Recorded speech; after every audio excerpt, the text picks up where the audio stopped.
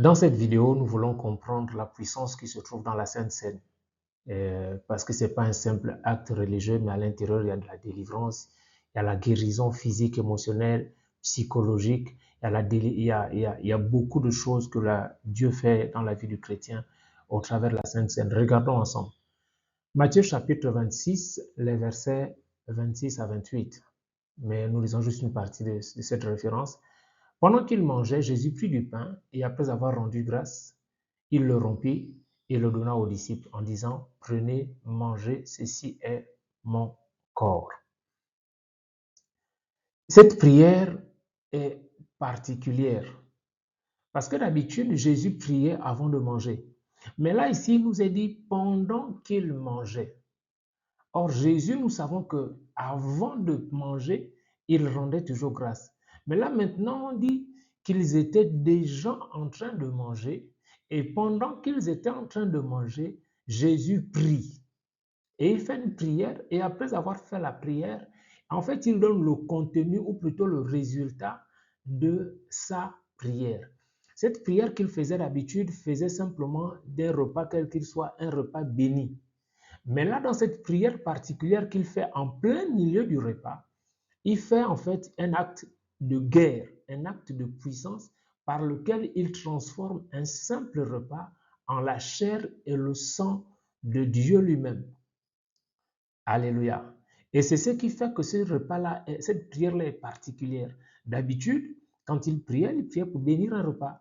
Mais cette prière qu'il fait au milieu du repas, il en fait quelque chose de particulier. Quand il a fini de prier, il leur dit en fait le contenu de la prière de bénédiction qu'il vient de faire, qui avait l'air de déjà vu, de déjà entendu, mais qui n'était pas du tout quelque chose qui avait déjà été fait dans le passé.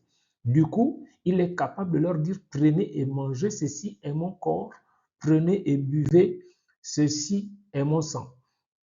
Maintenant, lorsqu'il dit, ceci est mon corps, ici, on n'est pas dans la symbolique. Jésus ne dit pas, ceci représente mon corps. Il ne dit pas, ceci est un symbole de mon corps. Il déclare, ceci est mon corps. Ici, il faut qu'on comprenne la réalité spirituelle, c'est qu'il y a une transformation réelle du pain et du vin en la chair de Jésus, une nourriture d'une dimension supérieure. En fait, quand Jésus dit ceci est mon corps, il est vraiment en train de dire qu'il donne aux disciples son corps à manger. Quand il dit ceci est mon sang, il est vraiment en train de dire aux disciples que je vous donne mon sang à boire. Alléluia. Parce que Jean chapitre 6, versets 53 et 54 nous disent, en vérité, je vous le dis, si vous ne mangez la chair du Fils de l'homme et si vous ne buvez son sang, vous n'avez point de vie en vous-même. Celui qui mange ma chair et qui boit mon sang a la vie éternelle et je le ressusciterai au dernier jour. Nous voyons donc ici que le fait de manger la chair de Jésus et de boire le sang de Jésus nous donne la vie éternelle. Mais est-ce qu'on est en train de dire ici que si quelqu'un n'a pas la vie éternelle, n'a pas le salut et qu'il mange la chair et le sang de Jésus, il a la vie éternelle? Non. Mais pour quelqu'un qui a déjà reçu Jésus et qui est né de nouveau, le fait de manger la chair de Jésus et de boire le sang de Jésus donne à l'intérieur de son corps physique la vie éternelle, donne une vie qui n'est pas une vie naturelle, qui n'est pas une vie physique, qui n'est pas la même vie que le commun des mortels a. Ici, c'est une vie qui est justement appelée la vie éternelle. Il dit en vérité, je vous le dis, si vous ne mangez de la chair du Fils de l'homme et si vous ne buvez de son sang, vous n'avez point la vie en vous-même. Ici, les personnes à qui il parle sont vivantes. Mais si vous n'avez pas la vie en vous-même, c'est parce qu'il est en train de parler d'une vie supérieure. Il s'agit de la vie éternelle, il s'agit de la vie du ciel. Cette vie-là, nous la recevons physiquement dans nos corps quand nous faisons la scène.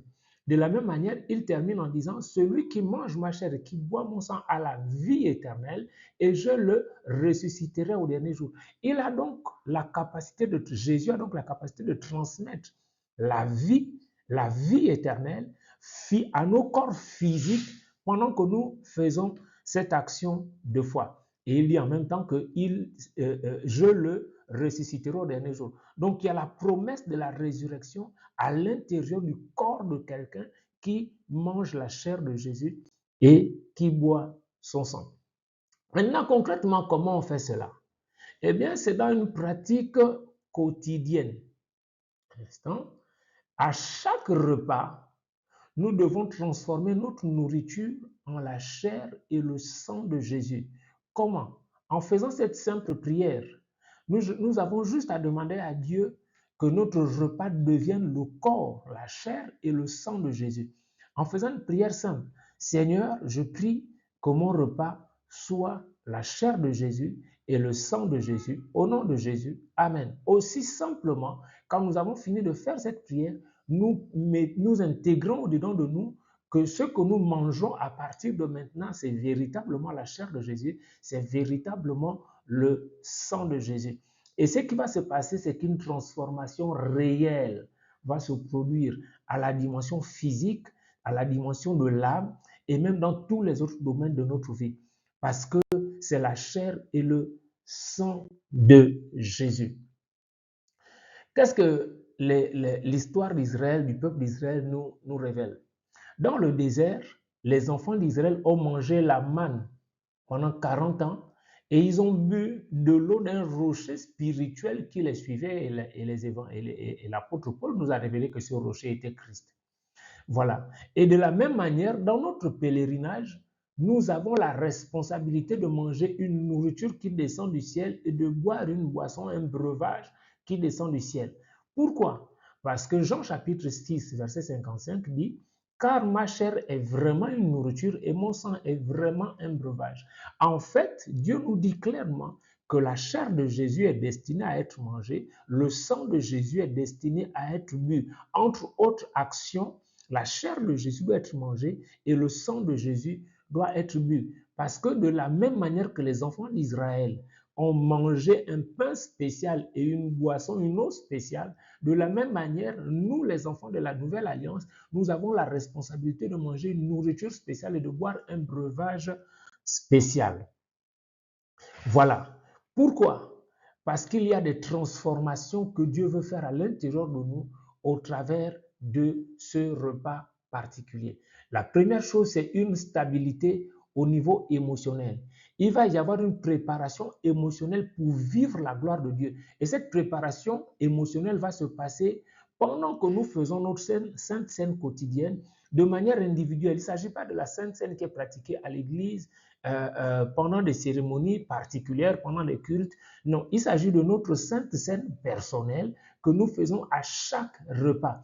Et cette sainte scène va avoir en plus la particularité de nous aider dans la lutte contre le péché.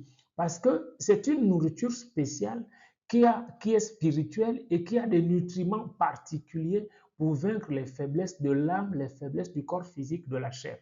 Voilà. Ensuite, cette nourriture spéciale va aussi nous donner une force spirituelle, la capacité pour le jeûne, la capacité pour la prière et la capacité pour relever les différents défis face auxquels nous pouvons être confrontés. Voilà, un témoignage personnel. Alors, lorsque Dieu m'a enseigné sur la Sainte Seine, je savais que quelque chose allait se passer. Je ne savais pas quoi. J'avais dit à ma femme, à cette époque, j'ai dit, tu vas voir ce qui va se passer. Je le lui avais dit parce que je savais que tel que Dieu venait de me parler, forcément des choses allaient se passer. Et à cette époque-là, nos deux derniers enfants, j'en avais 3 à l'époque, j'en ai 4 aujourd'hui et je pense que le compteur a été fermé.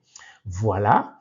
Alors, on en avait 3 à l'époque et nos 2 derniers de l'époque étaient maladifs. C'est-à-dire que chaque mois, j'avais jusqu'à près de 25% de mon revenu qui allait en frais d'hospitalisation, en frais de médicaments, et des choses comme ça. Et c'était difficile. Les enfants étaient très souvent malades. Ce qui est sûr, c'est que chaque mois, j'avais des factures de médicaments. Et puis, cette soirée du mois de décembre 2009, Dieu m'a interpellé à faire la Sainte Seine et à la donner à toute ma famille, selon ce qu'il m'avait enseigné. Et j'ai dit à ma femme, tu vas voir des choses se passer ici. Et alors j'ai donné, on a pris notre repas normal, et on a prié, on a dit, Seigneur, que ce repas soit ta chair, que notre boisson soit ton sang, au nom de Jésus. Amen.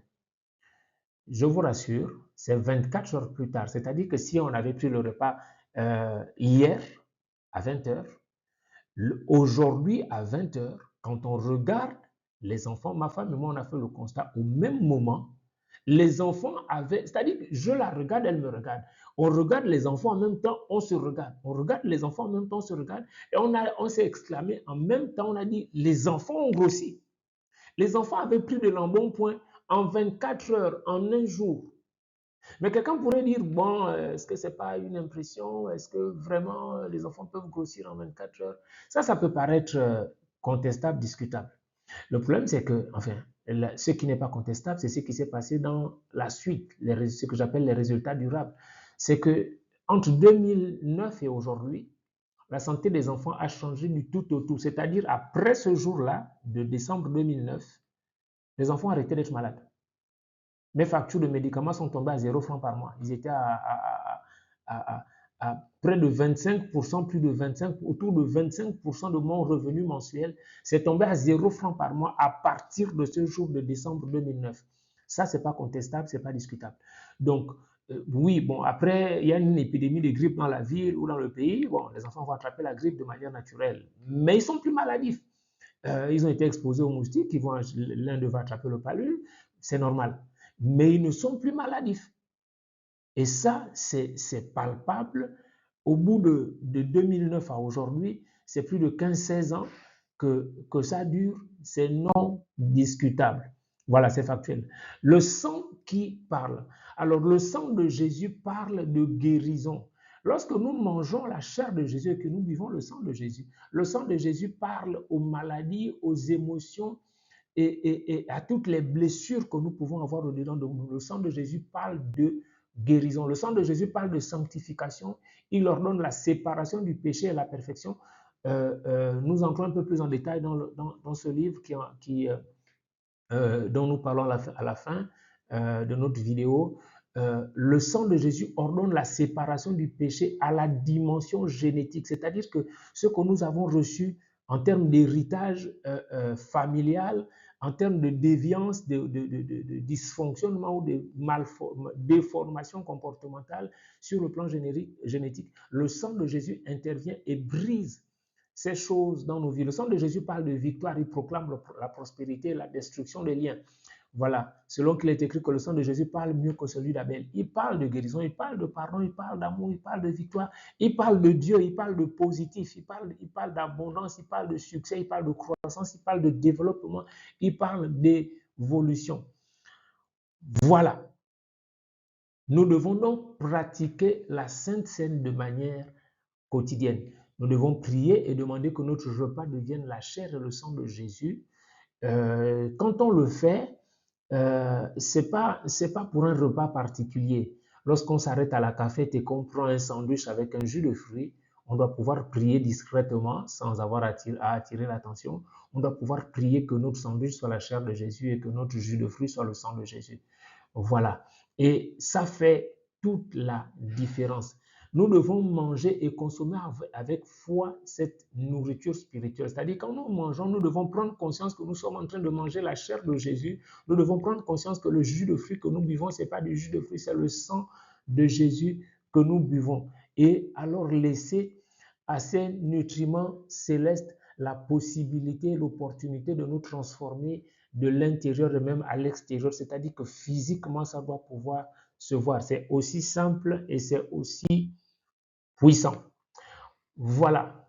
Comprendre notre âme et son fonctionnement, clé biblique pour une transformation évidente. Donc, c'est un livre qui est aujourd'hui en vente sur Amazon.